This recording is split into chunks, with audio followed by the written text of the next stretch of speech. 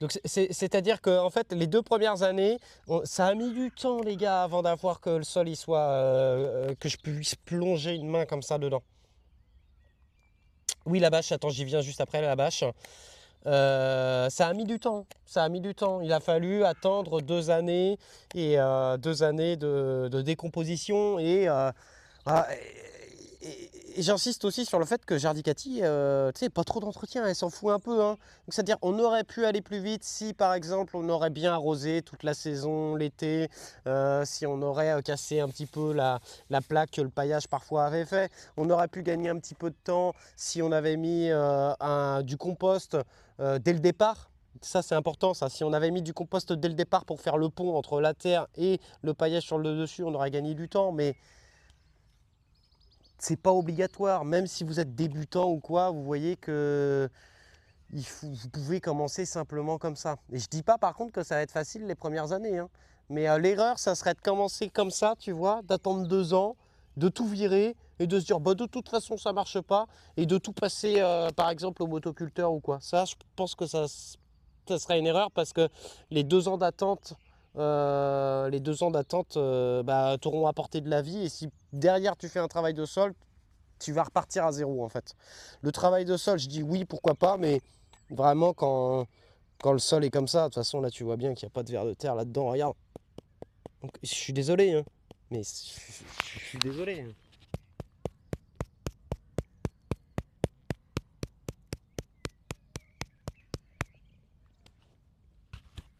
Mais je vais juste à côté.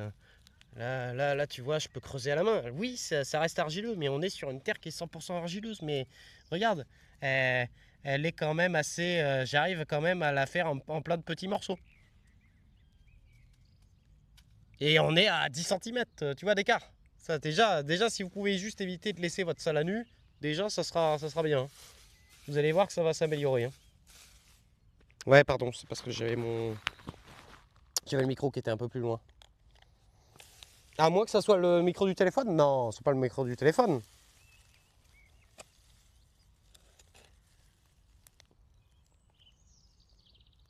C'est pas ce micro-là?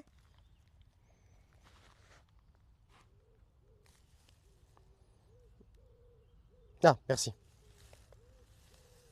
Ok. Et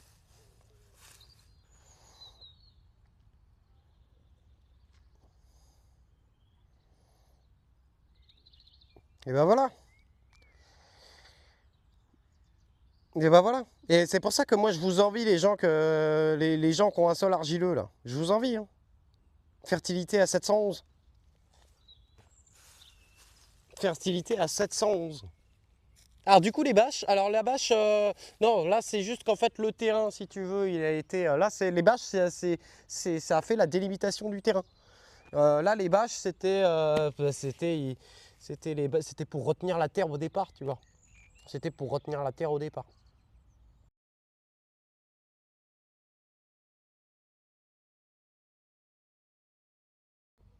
On est sur une légère butte donc du coup,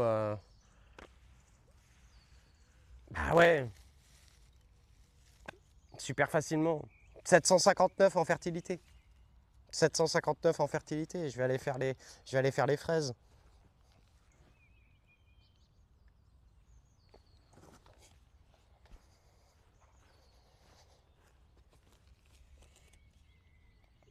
Par contre, là où je sais pas si mon truc de pH par contre est ok ou pas, mais je crois que le pH ici est très acide.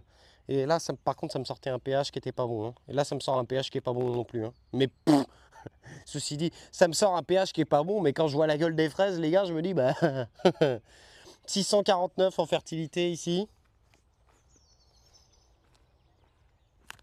Donc soit les gars, c'est quand même, ça veut dire que là, sur la terre argileuse, on est quand même et le sol est 3 fois plus fertile que chez moi, hein. 3 fois plus fertile que chez moi. Et encore chez moi, quand j'ai 200 de fertilité, je suis content, hein. Là, en ne foutant rien, il y a 800 en fertilité partout. Il y avait 700, il y avait 800 sur tous les parterres que j'ai fait là.